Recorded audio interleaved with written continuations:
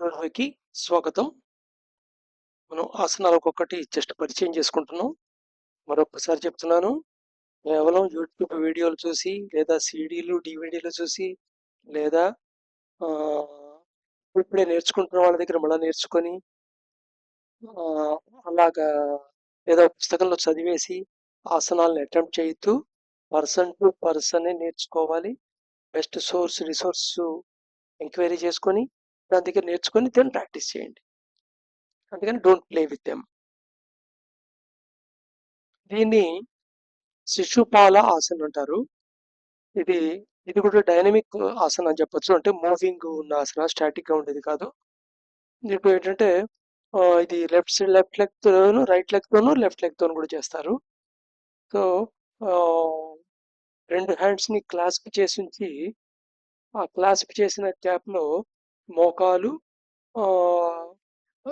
చీలమండ ఆనించి చేతులు కానించి half circle ఎంత మూవ్ కలిగితే అంత మూవ్ హాఫ్ సర్కిల్ గా ఆసిలేషన్ చేస్తారు. ఈ ఆసిలేషన్ చేస్తున్నప్పుడు కూడా జర్కీ ఉండకూడదు, ఏదో ఫాస్ట్ గా చేస్తున్నట్టు ఉండకూడదు. కంప్లీట్ ఫోకస్ గా ఉండాలి. పెరీనియం పాయింట్ లో సెన్సేషన్ అబ్జర్వ్ చేస్తూ ఉండాలి.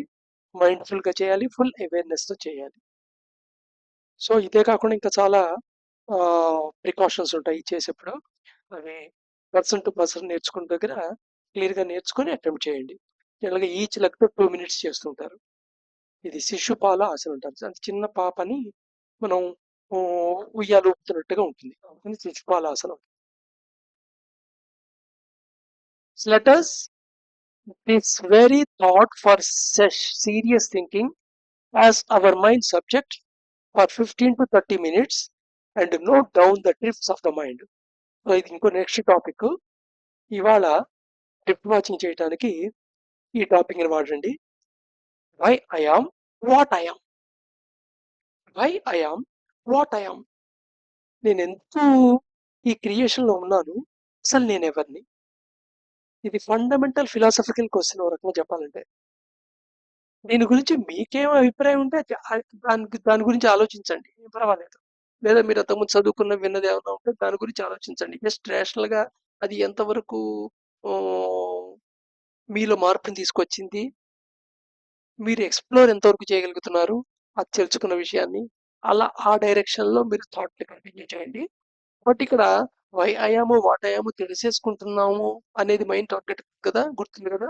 డ్రిఫ్ట్ వాచింగ్ లో మనం ఓ టాపిక్ తీసుకొని దాని గురించి ఆలోచిస్తున్నప్పుడు మనకి ఆ టాపిక్ డీరైల్ అయ్యేట్టుగా ఇంకొక మార్గంలో ఇంకో థాట్ ఏదో వచ్చేస్తుంది.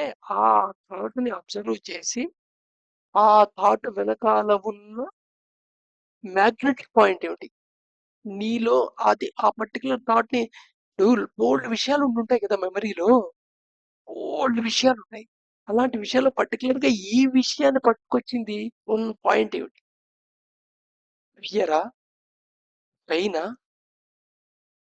యాంగ్రీనా, హేటా, సెక్షువాలిటీనా, హోపా, జెలసియా, ఎగోనా, ఏంటి?